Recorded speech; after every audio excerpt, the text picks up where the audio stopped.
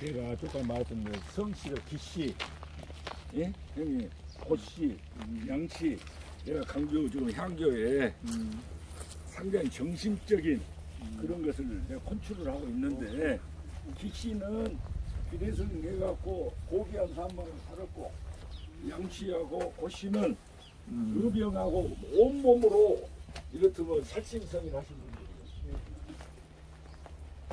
분들이에요.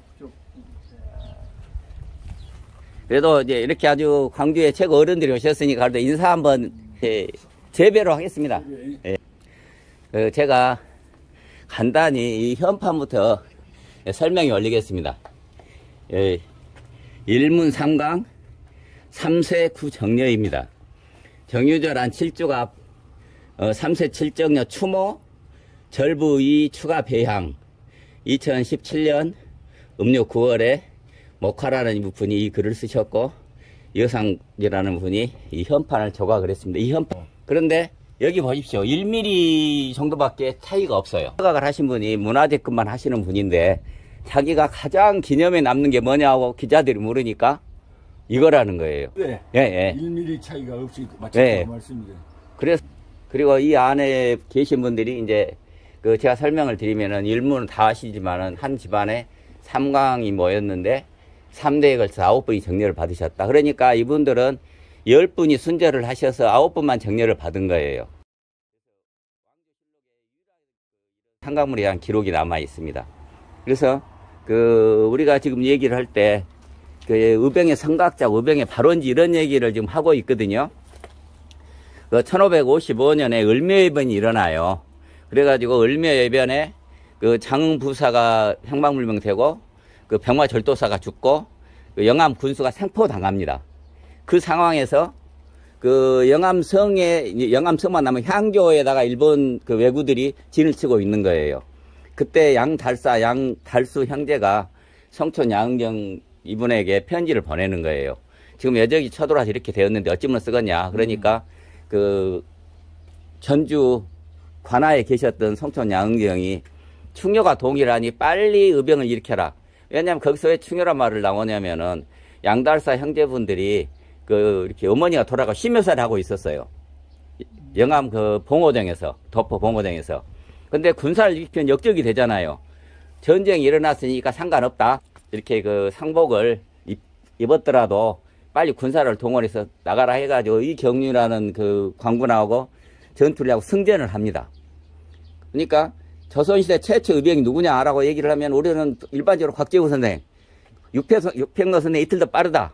그러니까 김해가 이틀 빠르다. 이렇게 계속 논쟁을 하거든요. 1592년 중에서 20일 날 했냐, 22일 날 이렇게 하고 있는데, 여기 기록은 37년 전으로 간다는 거예요. 37년 전으로. 37년. 예, 예. 왜냐면 임진왜란이 1592년 일어났는데, 1555년 을묘해변이 일어났을 때, 의병을 일으켜가지고, 5월 24일 날 전투에서 승전을 합니다. 관군과 협력해서. 임진왜란 일어나기 전에. 예, 37년 전에.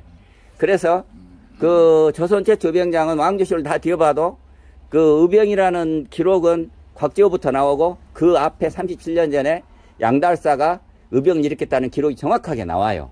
그러니까 의병의 발원지가 어디냐? 그러면 의병의 발원지라는 것은 한 번 의병이 나왔다가 말면 이 발원지를 할 수 없잖아요. 끊임없이 나와야 되잖아요. 그러니까 이분 아들들, 제자들, 손자, 증손자까지 의병을 일으킵니다. 병자호란까지. 그래서 80년 동안에 계속 의병이 나오는 거예요. 그리고 한마리병과 연관이 되고, 그래서 이걸 의병의 발원지라고 한다. 그래서 의병의 발원지는 광주, 광산, 박호동 이 박매마을이다. 그래서 우리가 앞으로 의병의 발원지라는 개념을 확실하게 하자는 거예요. 그리고 전선에서 유일하게 4대 의병가다. 그러면 양승 우리가 다 뒤져봤냐, 어느 집안. 그런데 임진왜란부터 병자호란까지 3대 의병이 이렇게 굉장히 많아요. 대부분 집안들이 3대 의병가 집안들입니다. 그러나 을묘해변을 일으킨 기록은 양달사 집안하고 우리 집안밖에, 양은경 집안밖에 없어요. 근데 양달사 집안은 의병 활동했을지라도 기록에 남아있지 않기 때문에 우리가 증언을 못하니까 여기만이 4대가 의병이 나왔다라고. 양은경 일가만? 네, 4대 의병 활동을 했다. 그리고 이제 을묘해변 1년 후에 일본이 쳐들어오고 여진조차도 어떻게 막을 것이냐. 이것이 이제 그 중시 문제예요. 중시는 10년에 한 번에 있는 거거든요. 근데 그 1등을 한 사람은 4급 특진을 시켜주는 조선에서 가장 큰 상을 주는 그 곳이에요. 거기서 이분이 1등을 하시는데 내용이 뭐냐면 일본이 쳐들어오면은 바다에서 막아야 한다. 왜 바다에서 막냐면은 그때까지 우리는 그 육지에서 전쟁을 잘하고 일본은 배 타고 다니는 외국이기 때문에 바다에서 전쟁을 잘한다고 생각하고 있어요. 근데 반대예요. 일본은 100년 동안 전쟁만 했잖아요. 그러니까 전투를 아주 능한 거예요. 그래서 우리 조선 그 임진왜란의 모든 전투의 승리는 대부분이 바다에서 이겼지 육지에서 이긴 건 거의 없어요. 막은 것을 승전이다 하는 거예요. 근데 이분의 전법, 이분이 뭐라고 글을 썼냐면은 외구가 쳐들어오면은, 외적이 쳐들어오면은 바다에서 막아야 한다. 그럼 우리는 바다에서 전투할 능력도 떨어지는데 어떻게 할 것이냐? 첫 번째, 가장 중요한 것이 사람이다. 우리는 선조 때부터 교육열이 이렇게 대단했는가 봐요. 교육을 해서 훌륭한 사람이 굉장히 많다. 이게 훌륭한 장수를 선발하고 그 장수로 하여금 그 병사를 기르게 하고 배를 만들어라고. 배는 어떻게 만드냐? 그 조선시대 때 가장 그 나무를 베는 게 굉장히 큰 죄였거든요. 바다에 금벌령 내려가지고 많은 나무들이 있다. 그 나무를 베어서 배를 만들고 열심히 노력하면은 우리가 바다에서 애적을 막을 수가 있다. 이 사람이 제일 중요하다.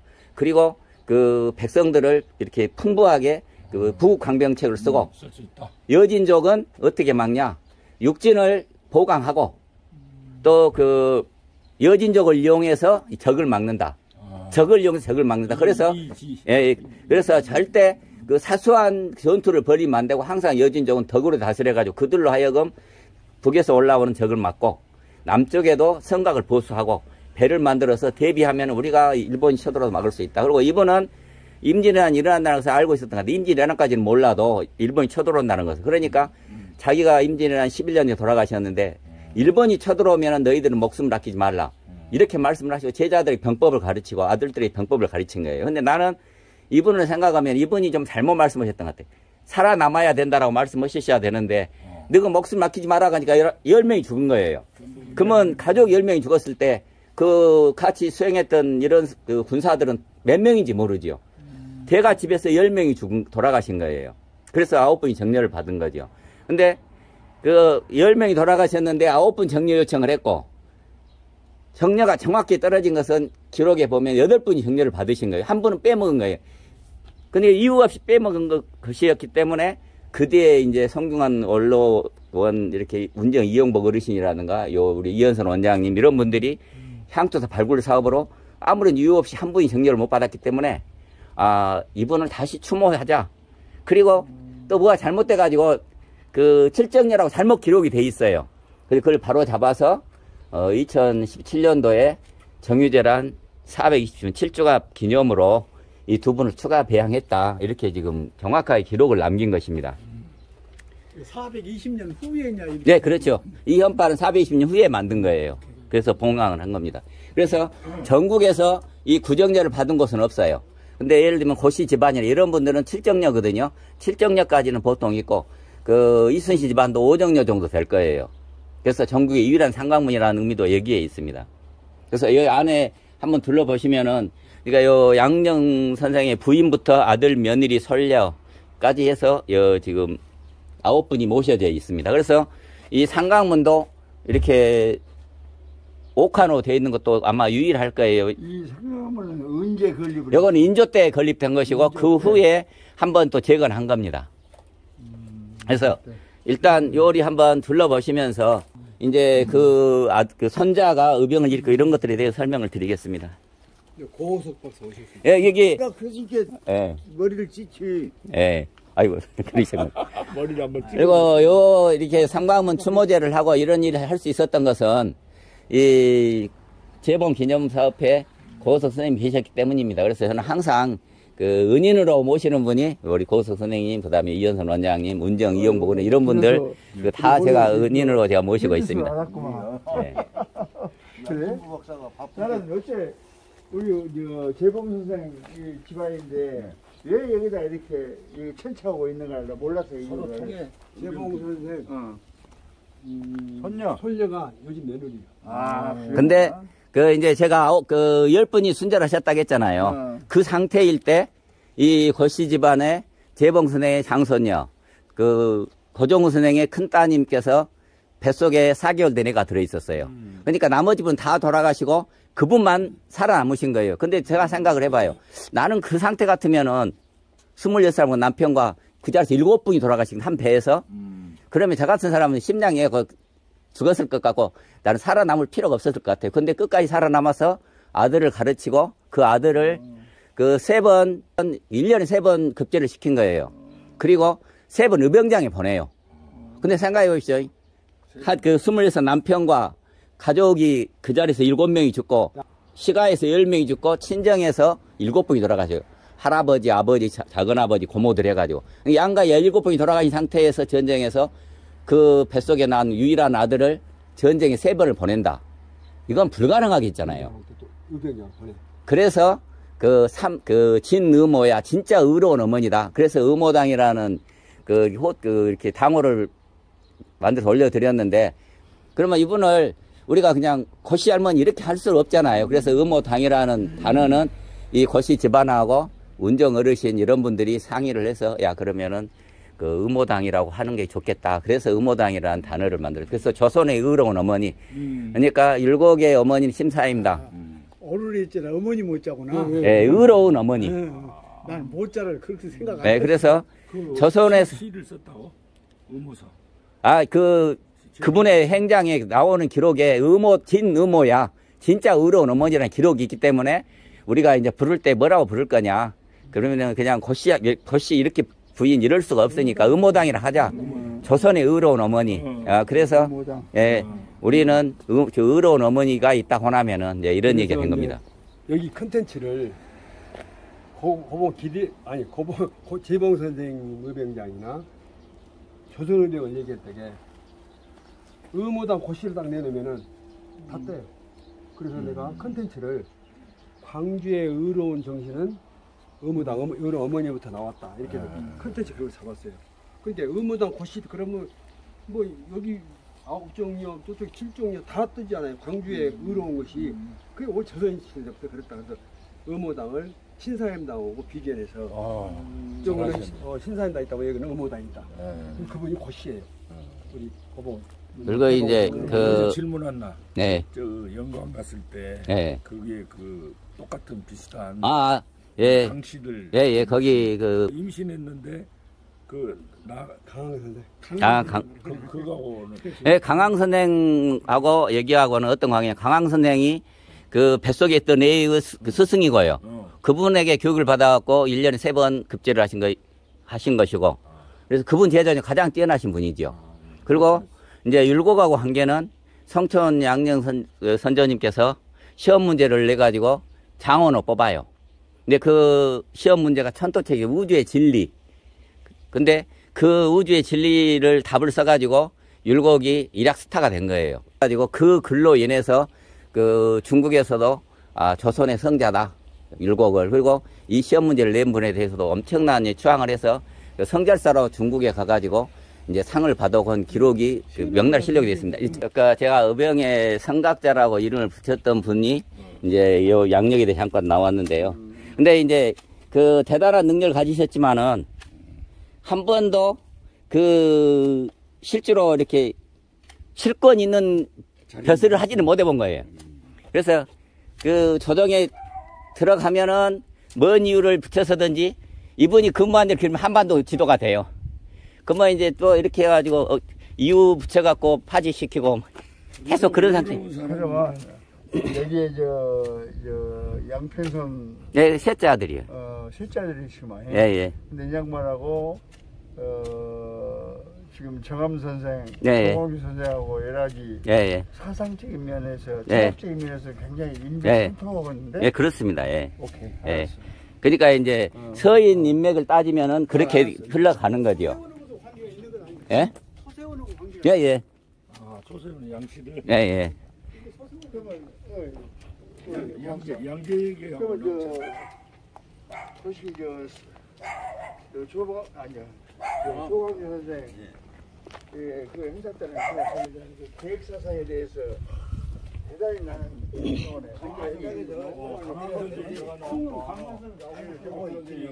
예. 잘 오고 있긴 있는데 잘 오고 있긴 있는데 이게 분기가 나오네. 그것은 뭐잖아. 바깥으로 쳐보니까 네. 김인호 선생님. 예. 제가 보기에는 제가 이제 잠깐 또 설명드리겠습니다. 아니, 요리 가시면 되니까요. 다 듣고. 예. 여기는 듣고. 그 뱃속에 4개월 된 그 살아남은 그 아들에 관한 행적이거든요. 그래서 아마 어렸을 때는 그 개구장이었던 것 같아요. 그리고 5살 때 요 글을 적었는데요. 그 새를 잡아서 놀다가 죽으니까 새가 죽으면은 제사 지내지 않지만은 그 나 때문에 죽었기 때문에 제사 지낸다 뭐 이런 시를 쓴 거예요. 5살. 이게 어머니의 교육이죠, 이것은. 그리고 이제 그 강황 선생을 찾아가 가지고 이제 그때부터 정식 공부를 시작하신 거고요. 그 강황 선생하고 이렇게 집안하고 관계는 충민공하고 같은 사형제고요. 그리고 이제 그리고 12살에서 13살 때 얘기인데요. 수업을 하다가 집으로 돌아온 거예요. 근데 돌아온 이유가 상당히 강황 선생이 교육을 엄하게 하셨어요. 맹모 삼천지교나. 그래서 돌아왔을 때 하루 태돌려 보내고 막 이런 얘기들이 있는데 이런 것들은 다음에 또. 우리 역사는 어머니들께서 그리고 이제 서현세자를 직접 가르치셨던 서현세 대단한 분이잖아요. 왕이 못 되고 돌아가셔서 그러지. 그리고 이제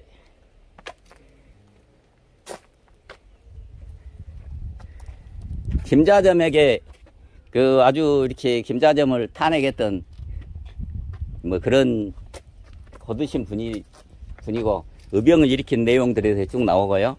그리고 그 양반이 인조, 예. 우유부단해 가지고 오늘날 이 역사를 이렇게 만들었고요. 예. 그러나 그 당시에 그렇지. 조광 선생을 개점을 해서 예. 개혁이 됐으면 대한민국 자, 이쪽으로 가십시다. 형님 말씀이 오늘 그러고 유림들이 타락해갖고 비겁해졌어. 이렇다면은 맹자 사상에서 선비정신. 선비정신이 맹자에서 역선 방출 예. 임금도 잘못 끓이면 되나 민본 사상. 그런데 그걸 못했어.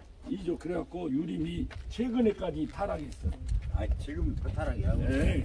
유림 타락이 봐봐. 유림이 대한민국 내가 이제 다 끝나고 기시하고 고시하고 양시에 대해서 평가를 내가 딱 해주고. 아이 사람아. 아니 내가 이런 평가를 한 사람이 없어. 강주 양교에서. 예. 제가 여기 또 설명드리겠습니다. 우리가 임진왜란에 가장 많은 분이 돌아가신 곳이 진주성 2차 전투거든요. 근데 포위된 진주성을 유일하게 헤엄쳐 들어가신 분이 있어요. 이분이 아까 말씀 송천의 셋째 아드님이신데 양산자수 충민공이신데 이분이 왜 이곳을 헤엄쳐 들어가시냐면은 이분이 아마 중국말을 굉장히 잘하셨던 것 같아요. 그러니까 고종우 선생이 쓴 글을 가지고 명나라 유정을 찾아가는 거예요. 성주로 가가지고 지원병을 보내달라고 요청을 하는데 당연히 지원병이 안 해주고 저는 맞다고 생각해요. 저도 만약에 외국에 전쟁에 갔다 가면은 어떻게 해서 우리 군사를 살려서 거구로 돌아가야지 남우 전쟁에 얼마나 참여를 하겠어요. 그러니까 안 들어주는 거예요. 되돌아왔을 때 이미 이제 포위돼 버린 그때는 포위되기 전에 나왔는데 그러니 같이 가셨던 분들이 살아남은 소위를 도모하자. 저는 그 말이 맞다고 생각해요. 근데 뜻을 같이 세웠는데 어떻게 혼자 살아남을 수 있느냐 하고 헤엄쳐 들어가는 거예요. 근데 그때 같이 갔더니 홍암이라는 분도 있고 그런데 가장 좀 슬픈 상황이 뭐냐면은 진주성 전투에서 다 돌아가셔 버렸는데 그때도 함락된지도 몰라요. 그래서 홍암 이런 분들이 구원병을 요청하고 다니는 거예요. 뭔 말이냐면은 관군들이 그렇게 하나도 관심 안 가져버리니까 전쟁에서 끝진 거예요. 만약에 그때 관군이나 경상도 쪽 의병들이 뒤에서 후원을 해줬으면은 이렇게 몰살당하지 않지요. 이건 가장 비극적인 문제인데 우리가 그런 얘기를 한번 정식으로 논의할 필요도 있습니다. 이런 것을 영화로 하나 나올 거라고 하는데. 그리고 또 한 가지는 해야 앞으로 우리 국민연대에서 해야 선진화. 의병장 중에서 가장 넓은 지역에 활동했던 분이 누구냐라고 하면은 저는 요 충민공 양산수라 생각해요. 나주에서 의병 일으켜가지고 거기 독산 한성을 정복하고 용인전투에 참여하고 강화도에 들어갔다가 그 의주까지 가고 선조대왕의 사령장을 받아다가 그 호남의 의병, 그 다음에 경상도 의병들에게 전부 다 사령장과 상을 전해주고 전쟁이 이제 끝나잖아요. 그 평양성 수복도 하고 서울 수복을 해가지고 그러면 고향으로 돌아와야 되는데 진주를 지킨다고 다 호남 의병은 전부 진주로 가잖아요. 그 진주에 돌아가신 거예요. 그러니까 나주에 시작해가지고 전국을 돌고 의주에서 왜 진주성이 돌아가셨으니까 아마 이보다 더 넓은 활동을 한 의병장은 없을 거예요. 아마 관군 중에서도 그만큼 하시면 많지 않을 거고. 이 양반인가? 이분이 이제 왕이고 가서 의주 가서 선조를 만나서 이게 충민공 양산숙이겠죠. 의병자 이름이 뭐예요? 양산숙 아까 말씀드렸던. 그래서 양산 숙. 네, 양산숙 그래서- 의병장 예, 예. 뭐냐 알아요. 그래서 그분이 저 문헌에 나와. 예, 그 임금으로부터 이제 이렇게 남아서 여기 같이 있자 그러니까 이 실수. 누구예요? 이제 선조지요. 응? 선조. 그러니까 지금 이제 조금 전에도 말씀을 드렸는데 의병의 선각자 손총 양정이라는 말을 할 수 있었던 게 뭐냐면은 이분은 그런 병법에도 능했기 때문에 제자들에게 병법을 가르치는 거예요. 그러니까 우리가 대표적인 제자가 누구냐면은 그 의병장으로는 최경영 선생부터 시작해가지고 호남 의병은 대부분 이분의 제자 아니면은 그 후배. 병법을 가르쳐. 예, 그래서 특히 그나마 예, 대단한 문장가들이 전부 이분 제자예요. 네, 이분에 대한 얘기가 있는데 이건 뭐 여기서 요 얘기를 하다 보면은 그 또 이렇게 얘기가 너무 시간이 걸리기 때문에 일단 저리 올라가도록. 네, 지금 오프라 잘해라는 거죠. 예, 근데 지금 양홍준 씨 셋째 아들이랑 예, 예. 아, 그래서 이제 완전히 이렇게 주장하신 분들이 있어요. 역사 마을로 그 조선시대는 한 번 벼슬을 하면은 그 벼슬이 영원하잖아요. 네, 그렇죠. 예, 근데 경제가 이렇게 심오한 그 역사의 담론을 닮은 마을이 어디 있겠어요? 여기를 아까 저 오페라 하우스 하랬기 네. 내가 조금 이렇게 결론적으로 이야기해 줄게. 그 한 번 벼슬을 하면은 그 벼슬이 영원히 그 자기 당대에 그 힘을 쓰잖아요. 그러니까 그 아예 벼슬도 안 하고 무술을 연마하고 학문을 전진해서 의병장이 된 사람 두 분 있거든요. 그것이 양산숙과 김병영 두 분이라 이렇게 얘기를 하는 겁니다. 벼슬을 예, 벼슬도 안 하고. 그렇게 부모 때문에 예, 자손 이것도 조상 때문에 예. 그리고 그분의 그 유언에 가깝게 말씀하신 거예요. 벼슬하지 마라. 그리고 지금 유물들이 별로 없는데 지금 이 나무가 그 살구나무거든요. 그래서 이 살구나무를 제가 살리는 것이 하나 목표입니다. 지금 저렇게 큰 살구나무 보셨어요? 그래서 이 살구나무를 좀 잘 관리해서 살리자. 지금 그걸 하고 있습니다.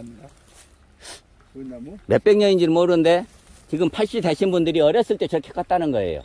뭔 나무? 살구나무요. 그거 몇 년 됐어요? 그건 알 수가 없습니다. 여기 기록이 없으니까요. 그리고 이제 살구나무 보수해야 되겠다고요. 그래서 제가 생각할 때 이 살구나무하고 모가나무하고 두 개는 추가로 그 보수를 지정하도록 노력을 할 생각입니다. 그리고 이쪽 그늘로 좀 가십시오. 그래서 이제 그 고씨 그 의모당께서 혼자 살아남으셨는데 여기 왔을 때는 아무것도 없는 거예요. 왜냐면 의병장의 집안이다 해가지고 전부 다 이제 불태워버린 거예요. 예, 그러니까 그 아이를 낳고 7일 만에 그 아이를 이렇게 요람에 놔두고 잠깐 주변을 둘러본 거예요. 왜냐하면 집도 이제 다시 복구하고 해야 되니까. 그런데 돌아와서 보니까 잠깐 둘러봤거든요. 얘기를 7일밖에 안 된 얘기니까요. 돌아와서 보니까 독사가 요 요람을 둘러싸고 있는 거예요. 독사가. 예. 그러니까 이분이 하시는 말씀이 독사가 얘를 둘러싸고 있으니 불길하다 이러고 얘기를 하니까 늙은 종이 하는 말씀이 이것은 전어입니다. 전어가 무엇인지 산갈치를 전어라고 하거든요. 산갈치. 바다의 심해어를 산갈치라고 해요. 그래서 그것이 그 심해어 눈물이 이렇게 그 인어가 된다. 그래서 동서양의 모든 전설에 그 이렇게 인어하고 관련된 건 이렇게 심해어가 나옵니다. 근데 그 심해어가 이 얘기를 싸고 있는 거예요. 심해어. 깊은 바다에 나오는 그래. 심해어. 예, 근데 그것을 이제 우리 선조들은 산갈치라고 해요. 그래서 강감찬이 산갈치를 먹고 명장이 됐다 막 그런 전설 같은 얘기가 있는데 그 얘기예요. 그러니까 얘기를 그 뱀이 이렇게 둘러싸고 있고 또 새들이 와서 둘러싸고 있고 그러다가 그 뱀이 이렇게 물속으로 연못으로 들어가는 거예요. 그러니까 연못에 물이 끓는 것처럼 용비인들이 움직였다. 뭐 그런 기록이 나와요. 그리고, 예. 그리고 이제 그 12살, 13살 때 강강 선생한테 교육을 받고 있다가 고향이 돌아와서 다시 가다가 늦어가지고 그 한평에서 주무시는데 도깨비들이 나와가지고 여기 한림학사가 행차하셨다. 막 그런 그 전설 같은 내용들이 전해오고 있습니다. 그래서 이 나무는 언제 심었냐면은 1598년에 이 한림학사 태어랑을 기념해서 곧 그 의모당께서 심으신 거예요. 근데 요 위치가 어디냐면은 그 동백나무가 있는 걸 찾으면은 사당터를 찾을 수 있답니다. 왜냐면은 동백꽃은 떨어져도 꽃이 하늘을 쳐다보고 있다. 그래서 충효를 상징한다고 해서 주로 사당 앞에 동백나무를 심는다고 합니다. 그래서 이곳이 그 성촌 사당터예요. 근데 그 이 한림학사께서 벼슬을 하고 이제 그 현지에 돌아가시거든요. 이게 돌아가시니까 운구행렬이 강을 건너서 오는 거예요. 그때 요럴 때 길이 별로 없으니까 건너오는데 운구가 오면 어떻겠습니까? 모든 가족이 그 운구행렬 맞으러 갈 거 아니에요. 그때 여기에 있었던 집들이 전부 불타버린 거예요. 그리고 그 뒤로 복구를 하지 못하고 지금까지 내려오고 있어요. 그래서 그 양가는 굉장히 가난한 사람들입니다. 그때도 그래서 이렇게 강 건너 이렇게 그 오씨들 굉장히 부자들이 고씨는 부자로는요. 예. 오씨들이 강 건너에서 아침에 일어나서 여기를 마을을 쳐다본답니다. 그래가지고 연기가 나면 박매 양가들이 굶어 죽진 않았구나. 그렇게 가난하게 살았어요. 고씨들이요? 제가 오씨들이요. 그래서 그래도 고씨들은 예, 번양 삼도 오씨들이 그리고 예. 그거 아니야. 저쪽 말은 그래도 그래서 이곳에 여기 성촌 양흥정 선정 미리 오신 이유는 그 장자라고 기록이 나오거든요. 이 박장자라고 기록이 나오는 제주 판관을 하시다가 요리 지나가시다 이 마을 터가 너무 경관이 좋다고 해가지고 여기서 터를 잡고 사신 거예요. 근데 그 은 항아리에다가 보물을 가져다 마가지고 묻었다는 것이 저 안쪽이거든요. 그래서 은항정이라 하는데 비가 안 오면은 그 산을 가 뒤지면은 비가 온다. 뭐 그런 전설 같은 얘기가 있습니다. 여보다 예. 이 해주 땅이 있는 이 땅은 누구 땅이에요? 개인 땅이가? 개인 땅인데 지금 문중에서 지금 계약을 해놨습니다. 구매하려고. 뭐라고? 문중에서 살려고 계약을 해놨어요. 개인 땅인데. 예. 해야 되는데. 이게 지금 3,000평인데 저희가 돈이 없어가지고 다는 못하고 1,000평만 계약을 해놨습니다. 예? 가격은 잘 모르겠네요. 그래서 여기 한번 서갖고 보십시오. 여기 지금 강둑에 이렇게 뚝이 있으니까 그래. 뚝이 없다고 생각하면 강물이 파랗게 보이겠잖아요. 그래서 여기다 정자를 짓고 생활을 하신 거예요. 그래서 얘가 임유정, 물을 잡아고 있는 임유정이라는 곳인데 지금 저 앞에 있는 정자가 그걸 복원해 놓은 곳입니다. 예. 그래서 지금 여기를 확보를 하면은 다시 여기다 정자를 복원하고 저 사당도 복원하고 예. 그리고 저기 이제 그 생가터라든가 이런 것들을 다 복원하고 예. 그렇게 지금 해야 되는 그런 일들이 산적에 있습니다. 그리고 여기 주변을 한번 둘러보시면은 여기다가 의병의 발원지라는 저기 저 앞에 건물 크게 있죠. 거기다가 기념관을 지어가지고 이 주변에가 엄청나게 많은 그 문인 명사들이 계시거든요. 열 몇 분이 계시거든요. 그분들이 한 분 한 분 다 기념관을 지어야 될 분들인데 그렇게는 못하니까 저건 지금 현재 그 어린이집이고 뭐 그러니까 저기다가 이렇게 기념관을 크게 지어가지고 그 의병의 발원지 기념관을 하면 좋겠다고 전시실도 하고 지금 그런 생각입니다. 그리고 이 앞에 좀 더 말씀드린 것처럼 오페라 하우스를 지은다고 하면은 그 최고의 경관이 되지 않겠는가 이렇게 생각을 합니다. 그래. 이거 이 어둥선이 아닌가? 네. 어둥선에 뭐 줄기가? 네, 여기 원줄기입니다. 이렇게 줄기요? 네. 거기에 가장 높은 봉이? 지금 저쪽에 보이는 봉우리가 가장 높은 봉우리입니다. 설탑 뒤쪽에. 거기가 석봉이라는 곳입니다. 석봉. 네. 네, 그 바위 덩어리로 돼 있어 석봉이라고 부릅니다. 네. 그래서 이제 이곳에 와서 시집고 하셨던 분들 그 현판이 저기 안에 걸려 있습니다. 이제 우리 집안은 그 뒤로 흥성하지 못해요. 한림학사도 그 54세, 으뜸 젊은 나이시기도 하잖아요. 돌아가시거든요. 제가 생각해 보면은 그렇게 돌아가신 이유가 있는 것 같아요. 그러지. 왜냐면은 그 10분이 순절한 상태에서 유복자로 태어나가지고 얼마나 스트레스가 있었겠어요. 그리고 또 아드님도 일찍 죽고, 그리고 자기 제자였던 소현세자가 거의 독살당했잖아요. 근데 그런 재문을 자기가 다 자기 손으로 쓰고, 재문을? 예, 말 한마디도 못했을 거 아니에요. 그러니까 얼마나 그 스트레스가 있었겠어요. 그래서 일찍 돌아가십니다. 54세인가 돌아가셔요. 근데 이 삼강전은 거기 예손자가 이 집이라고 평양 가면 사셨던 분인데 한산 이씨들 대단한 집안이 돼요. 그 한식 우리 오천 고수들 하고 우리 백부님들이 김필재라고 서중 사범해갖고 성진의 독도 사건으로 대구에서 2년 없고 치르고 평생을 독립운동하다가 자식들이 초등학교 이상 배운 사람 한 사람 다 우리 그 집안이죠. 그러니까 그 의병의 성각자로 소개해드린 양성촌 이분은 그 당시에 8대 문장가로 이렇게 평가를 받으신 분이고요. 그분 제자로는 송광정철, 백옥봉, 그 다음에 그 최경창, 그리고 이분 그럼 다 문인이잖아요. 최고 문인들이신데 이분은 특이하게 장군들이 많아요. 신립 장군도 직접 데려다가 가르치고, 정운 장군도 직접 제자고, 그래서 문무를 겸전하셨던 분이고, 이분이 이런 글을 남기셔요.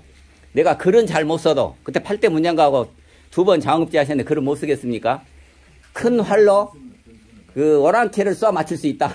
그러니까 대단하신 분인 거예요. 그래서 여기는 그런 시들이 걸려 있습니다. 그래서 고봉 기대성 선생이라든지 김인우 선생 이런 분들하고 교류를 많이 하셨고, 그리고 이제 성절사로 가셨는데 그 만력제가 그 48년 동안 황제 자리에 있었거든요.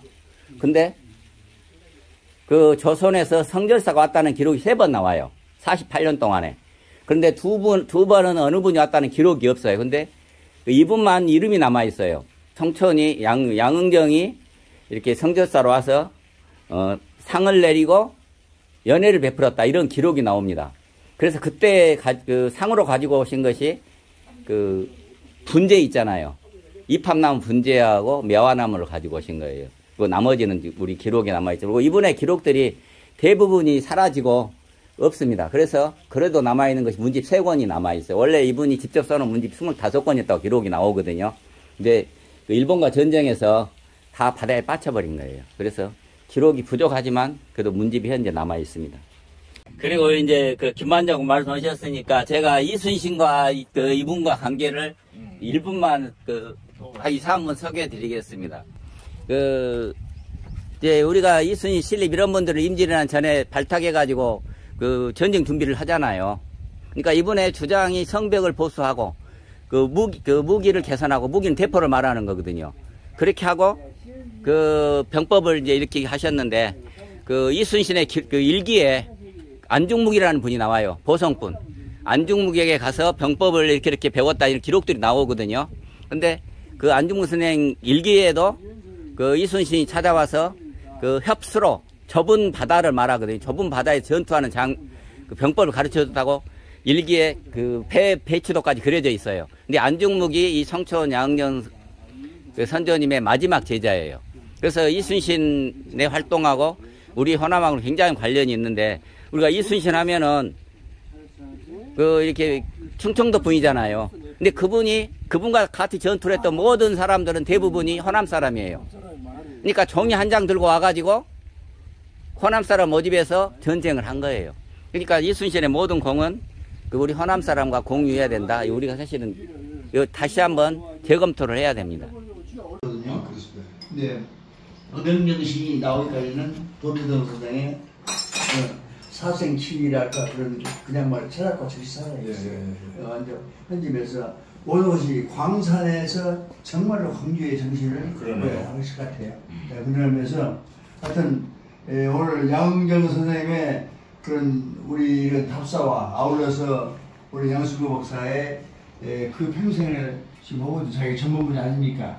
오늘 이 농사에서 오늘 기점으로 해서 하여튼 광산이 광주 정신을 이끌고, 또 이 아까 탄소 중립 탄소 제로 관계 이야기했지 않습니까? 이것만 되어버리면요, 이재명 대통령이 아마 세계적인 대통령으로 될 겁니다. 왜냐하면 지금 세계 정치 아젠다가 다른 데 없어요. 탄소 제로입니다. 우리 인류가 어떻게 사냐면 탄소 제로인데 탄소 제로에 이 차로가 왔다가 나는 나와서 흥분을 했어요. 그래서 이렇게 해서 앞으로 그런 방향으로 저희 박사님도 하고 계시고 그러니까 그런 걸 잘 논리화시켜서 하여튼 오늘 우리 만남이 좋은 결실하기를 바라면서 앞으로 양영 의병정신 그러면 화이팅 합시다. 양영